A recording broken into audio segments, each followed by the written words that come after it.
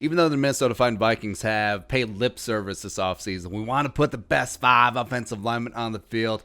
I call BS until Pat Elflein is not on the field. Like, that's what I'm going to do. But if they truly are committed to getting the best 5 offensive linemen on the field, they may have to get creative. Meaning, I think that last year's 6th-round pick, Oli Udoh, could be and should be one of the Vikings starting 5, which means where do you play him? You might have to play him at guard, and I think he'd certainly be up for the task. So let's talk about it today. Here's why that's not stupid. Background, 6'5" and a half inch is very important. 323 pounds, was a redshirt senior, 23 years old. Started 45 games for the Elan Phoenixes. Wait, is it just Phoenix or Phoenix Eye? The Birds. All at right tackle. Was a 2018 first team All-CAA stud.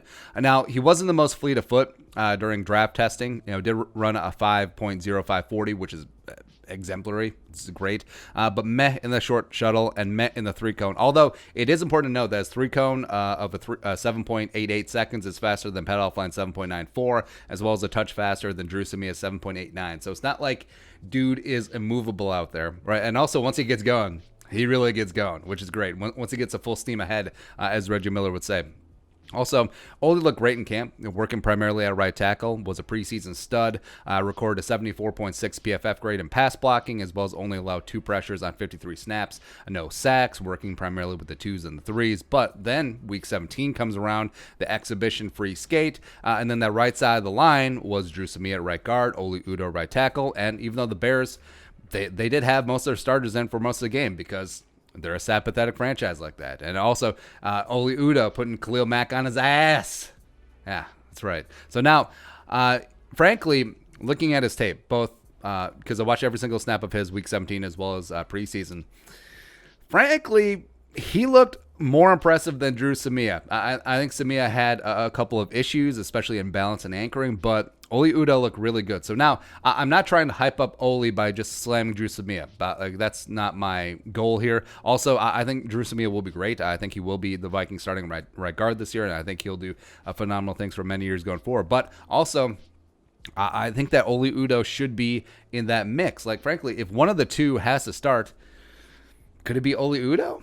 Sure, or he should get a look at that left guard position as well. So then the future guards for the Vikings are Oli on the left as well as Drew Samia on the right. The Bash Brothers, bring that on. By the way, D2, the Mighty Ducks, is better than the original. Don't at me.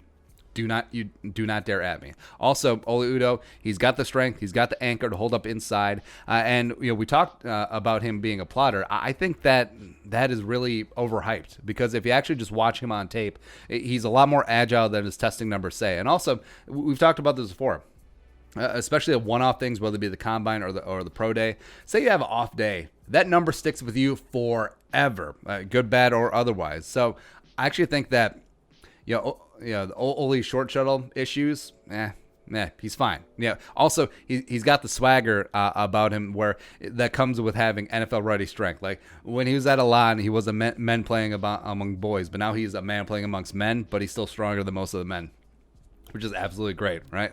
And also, I don't think that he would be a liability in the outside zone scheme working inside or the screen game either. I think he would be just as good at pulling as Pat Elflein, just as good as Josh Klein as well. And frankly, I do like his chances in pass sets a lot better than Elflein because Udoh has shown that he does have NFL level strength. Elflein does not. Not sorry. It is what it is. So even though Oli is untested, second year coming from a small school, limited work in regular season last year, I like him. I do like his chances. Like I do love these guys who are absolutely overmatched for the level of competition playing in college. So Oli Udoh for sure. Kyle Hinton coming out of Washburn for sure. You could say Drew Samia playing in the Big 12. He was a man amongst boys.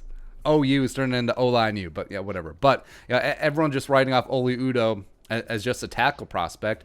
I don't think that's correct. I think that's a little obtuse too, because Brian O'Neill is becoming the best right tackle in the NFL. He is, as well as if Ezra Cleveland pans out being the left tackle of the future. Where's Oli Udoh going to play? Like he has a great barrier to entry when it comes to getting in the starting lineup. So I do think the Vikings have to start thinking about Oli Udoh potentially as a guard, as well as it may be facetious penciling in Samia over Udoh just because he was drafted 2 rounds higher. I think that's a mistake. I think that it could be an open competition. And frankly, it would not shock me at all if the coaches are actually being truthful and this actually is an attempt to get the best 5 offensive linemen on the field. It isn't just lip service to coaching cliches. It's like, oh, we working, do all that stuff. Like if they're actually honest and Oli Udoh ends up starting at one of the guard spots week 1, I wouldn't be shocked at all. It could happen. I love Oli Udoh. Olisi Maka Udoh. Let's go. All right, so your thoughts, Oli Udoh, guard. Let us know your thoughts in the comment section below. Subscribe for daily Vikings takes. You want to support the work, pull us on the Venmo. But until next time, Skull, production value.